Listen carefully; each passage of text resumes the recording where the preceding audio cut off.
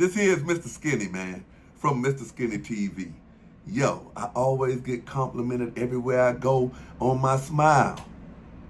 But since I'm on TV now, on YouTube every day, I wanted to make my smile a little bit more wider and go Hollywood with it.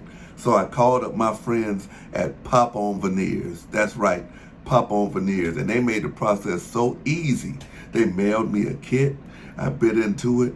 They mailed me back my own personal 3D mold and these bad boys right here, which are easy to apply, man. You got your bottoms and your tops,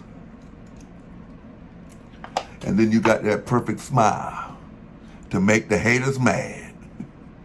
All for under 600 bucks if you use my code right down there in the bottom. They can also break your payments down.